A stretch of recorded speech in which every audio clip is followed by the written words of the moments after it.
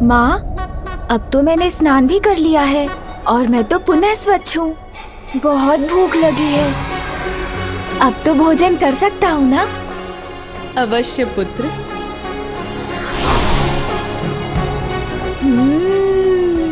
मधुर फल।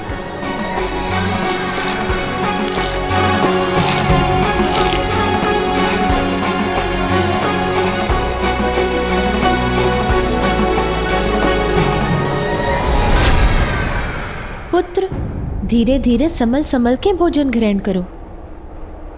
चिंता मत करो प्रिय, अभी एक बालक ही तो है, धीरे धीरे उचित संस्कार भी ग्रहण कर लेगा। हाँ स्वामी, किंतु संस्कार तो बालक अपने माता पिता से ही प्राप्त करते हैं। उसकी माँ हूँ मैं, इसीलिए उसे उचित संस्कार तो मुझे अभी से देने होंगे। पुत्र, यदि तुम बहुत सा भोजन बहुत शीघ्र करने का प्रयास करोगे तो तुम्हारा शरीर उसे उचित प्रकार से पचा नहीं सकेगा और तुम्हारा शरीर अस्वस्थ हो जाएगा, उदर में पीड़ा होगी। इसीलिए धीरे धीरे खाओ। उचित है माँ। माँ, मामी जी का निवास स्थान कहाँ है? वहीं जहाँ तुम्हारे मामा जी श्री हरि नारायण का निवास है, वैकुंठ में। वैकुंठ? वहाँ तो मुझे जाना ही होगा।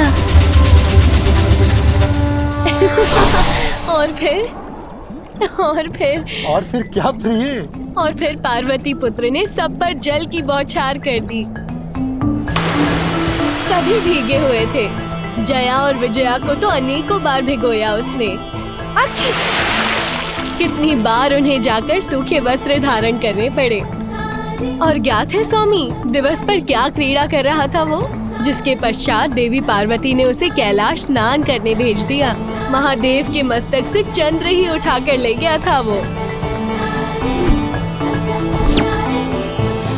महादेव अपने ध्यान में ऐसे मग्न हो गए कि एक बालक तक को संभाल कर नहीं रख सके। हाँ, है तो वो भोलेनाथ ही ना। मैं भी अपने भांजे से भेंट करता तो मन को हर्षित कर देने वाली उसकी बाल्य क्रीड़ाएं देखकर मुझे कितना आनंद आता। मामा श्री, मामा श्री। पुत्र, कहाँ से पुकार रहे हो तुम? मामा श्री, मैं तो यहाँ हूँ, यहाँ देखिए ना।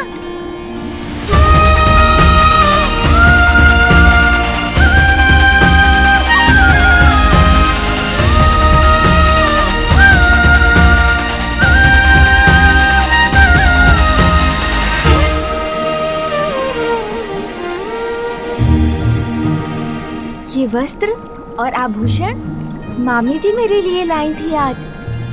आप नहीं आए तो मैं स्वयं आपसे मिलने आ गया मामा जी। प्रिय, हमारा भांजा हमसे मिलने आया है। आप भोजन आदि प्रस्तुत करके उसका स्वागत नहीं करेंगी? मैं तो उदर भर भोजन कर चुका हूँ, बस आपसे भेंट करने आया था। किंतु मामी जी, आप रुकिए मत। यदि आपकी इच्छा है मुझे भोजन कराने की तो आपको निराश नहीं करूँगा मैं। कुछ स्वादिष्ट फल ले ही आइए, भूख तो नहीं है मुझे, किंतु आपके और मामा जी के स्नेह को कैसे अस्वीकार करूं? वक्रतुंड महाकाय बुद्धिते नरेश, रिद्धि सिद्धिदायी विघ्नहर्ता श्री गणेश, सुमुख नाम प्रथम पूज्य देव तुम विशेष, रिद्धि सिद्धिदायी विघ्नहर्ता श्री गणेश। श्री गणेश वैकुंठ धाम आ गए, विष्णु के संग संग आसन बसे, सुस्वादु फल लक्ष्मी माता ला रही, पार्वती सुत की क्षुधा बुझा रही।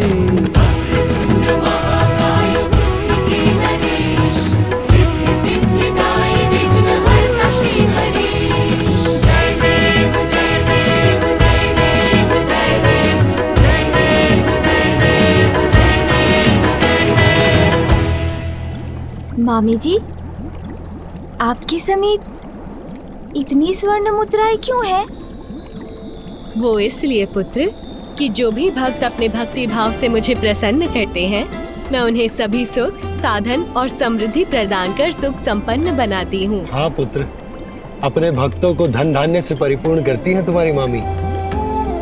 इसीलिए संपूर्ण जगत उनके धन लक्ष्मी रूप की पूजा आराधना करता है। धन? धन? किंतु धन में क्या?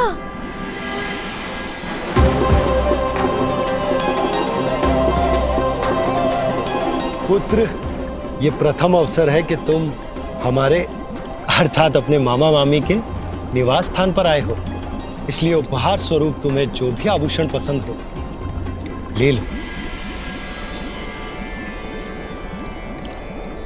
मस्तक पर रखने वाला मुकुट या कंठहार या फिर हाथ में धारण करने वाला कंगन? मैं कुछ भी ले सकता हूँ, कुछ भी। हाँ पुत्र, कुछ भी।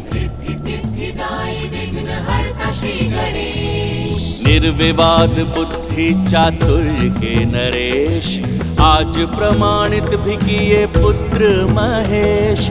उपहार में मांगी श्री हरि से श्री, चतुर्विनायक समान कोई भी नहीं।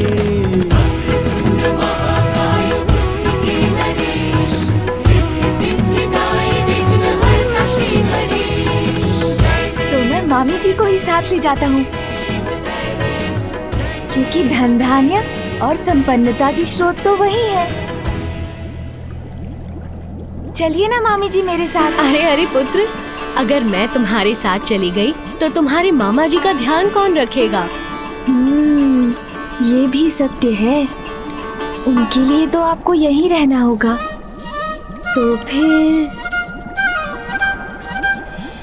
तो फिर मैं मामी जी के हाथ से कमल पुष्प भी ले जाता हूँ। सूची।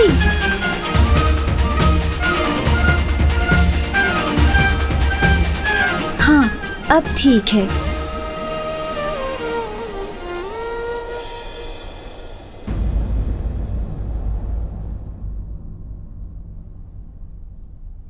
पुत्र, अरे कहाँ गया? बहुत नटखट हो तुम पुत्र। अच्छा मामा जी, मामी जी, अब चलता हूँ। अरे अरे पुत्र, मेरा कमल तो लौटाओ। नहीं दूंगा। अच्छा, नहीं दोगे तो अभी पकड़ कर ले लूंगी तुमसे। और आप मुझे नहीं पकड़ सकेंगी मामी जी। अच्छा।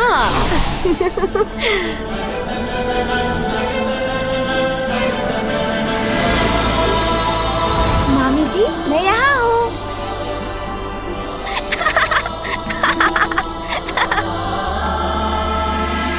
पुत्र,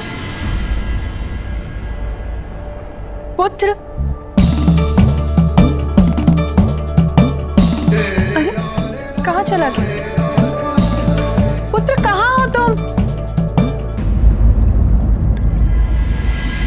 मामी जी, इधर। पुत्र कहीं दिखाई नहीं दे रहा, कहाँ चला गया?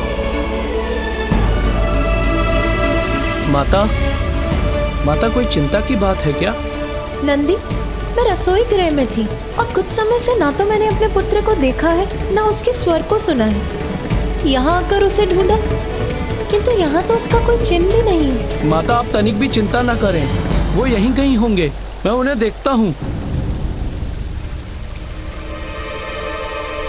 पुत्र, कहाँ हो तुम? पुत्र, माँ,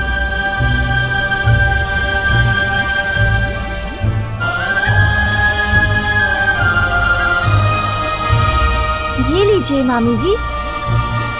अब तो मुझे जाना होगा, माँ जो बुला रही है। मामा जी, आपके यहाँ आकर मुझे बहुत आनंद आया। उसके लिए आप दोनों को कोटि कोटि धन्यवाद।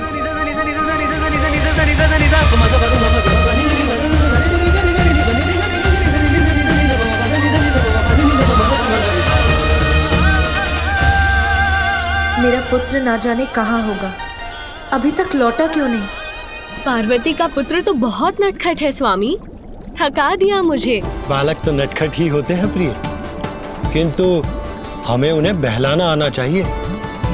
अब आपने तो देखा ही है, किस प्रकार पार्वती नंदन मेरे समीप नम्रता और शांति पूर्वक बैठा था, इस तरह से संभाला जाता है बालकों को। देवी लक्ष्मी, ये भी एक कला है।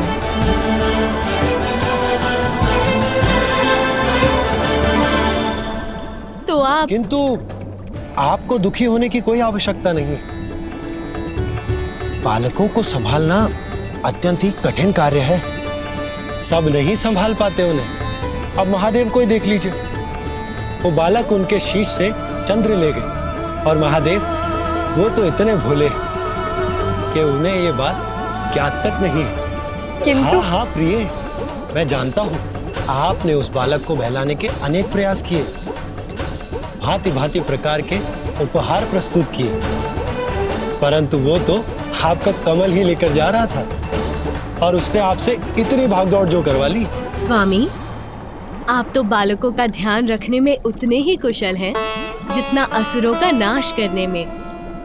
तो मेरी एक जिज्ञासा शांत करेंगे? हाँ हाँ प्रिय, जो पूछना है निसंकोच होकर पूछिए। देखिए, पार्वती पुत्र ने सर्वप्रथम महादेव के मस्तक से चंद्र उठाया, फिर मेरा कमल, किंतु आपका शंख नहीं दिखाई दे रहा स्वामी। कहाँ गया आपका शंख? अब शंख लेने मुझे ही कैलाश जाना हो।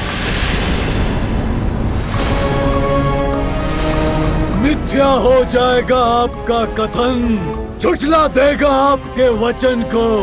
आपका ये पुत्र सिंदूरा ब्रह्मदेव, अजय हूँ मैं, कोई अंत नहीं कर सकता मेरा।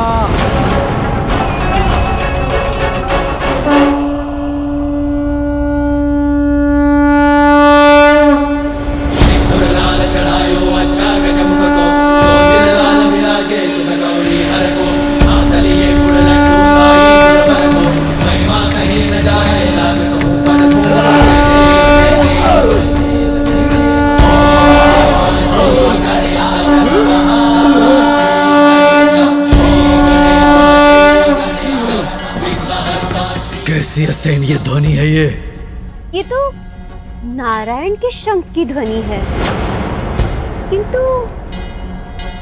ये कैलाश से क्यों आ रही है? मामा जी, श्री हरि नारायण का शंख। मामा जी, श्री हरि नारायण का शंख। हे मामा जी का शंख। वो इतना दूर है आपसे, किंतु आश्चर्य, मात्र उसके द्वारा उत्पन्न शंखनाद से आप इतने विचलित हो रहे हैं। सर्वशक्तिमान असुर सम्राट सिंदूरा,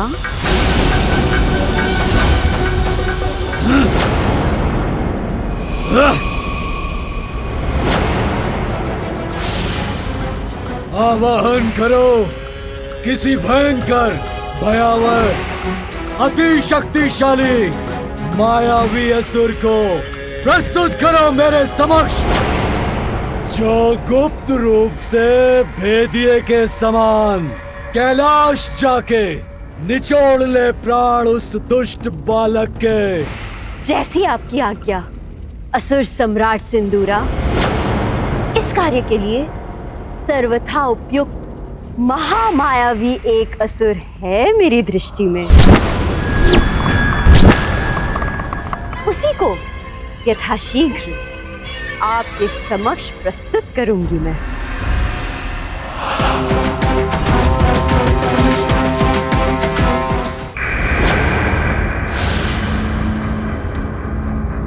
वज्रांतक!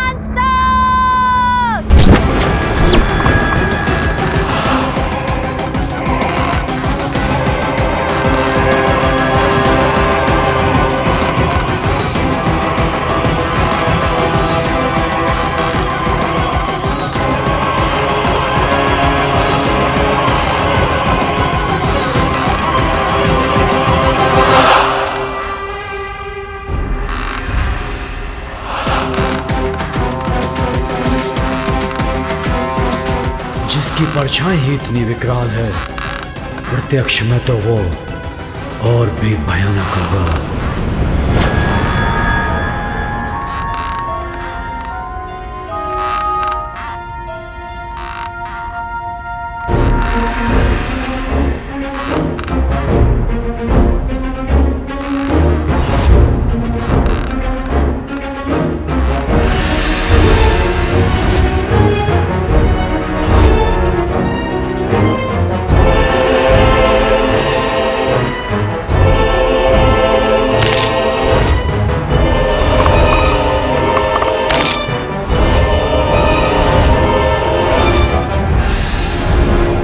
इतना दुस्साहस मुझसे परिहास करोगी?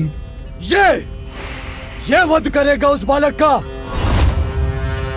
तुम्हारी मति मारी गई है या फिर मेरे कोप को जागृत कर तुम्हारी मृत्यु तुम्हें पुकार रही है? टक टकाटक टक, शुभता का कंटक, मैं हूं वज्रांतक।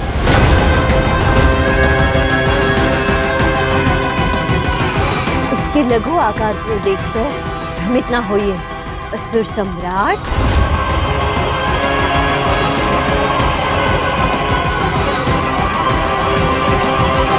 मेरा विश्वास कीजिए, अति भयंकर, अति शक्तिशाली है ये वज्रांतक। कुछ भी कर सकता है ये।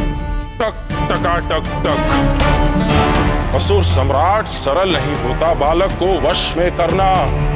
भांति भांति के प्रपंच करने पड़ते हैं जिसमें वज्रांतक से अधिक कुशल कोई नहीं है।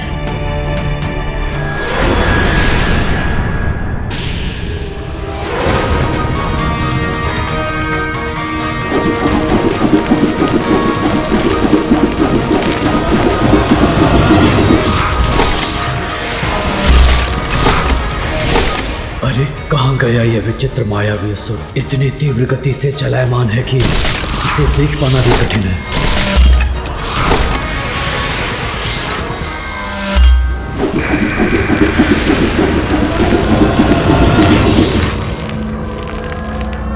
अरे वाह, अब तो इसने कद्दूक का रूप धारण कर लिया।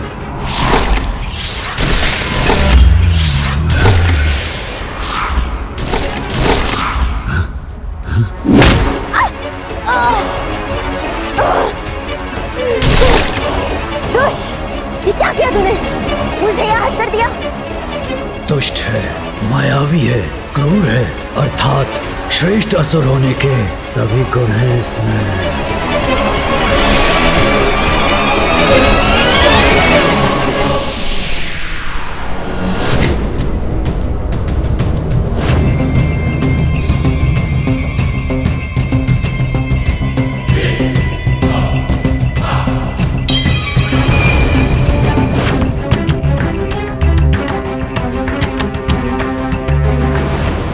आश्चर्य, कोई भी रूप, कैसा भी आकार धारण कर लेता है ये। अब इसकी मायावी शक्ति से तो परिचय हो ही गया होगा आपका।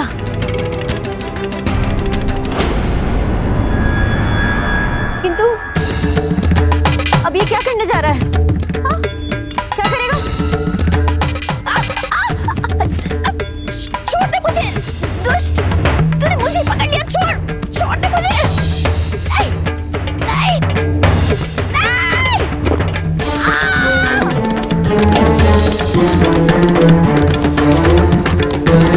मुझे मुक्त कर दो, असुर सम्राट सिंदूरा! मुझे मुक्त करवाइए, मैं तो आपकी सेविका हूँ। इस वृद्धा पर दया कीजिए, मुझे मुक्त करवा दीजिए।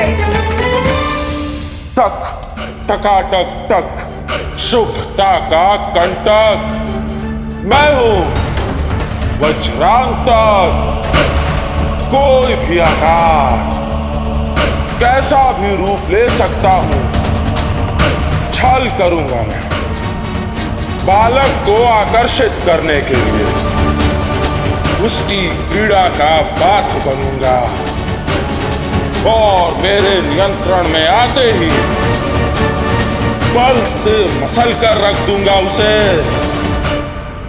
प्राण हरूंगा उसके।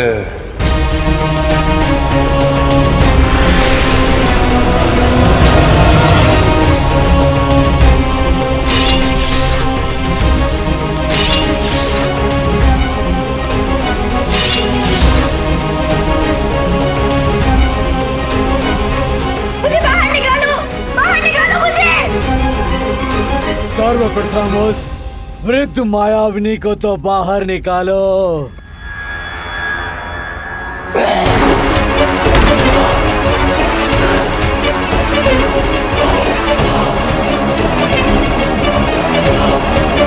अनुमति दीजिए मुझे, असुर सम्राट सिंदूरा।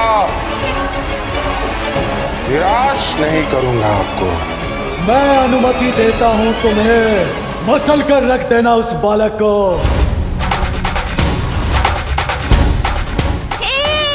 मामा जी का शंख, मामा जी का शंख, मामा जी का शंख मेरे पास है।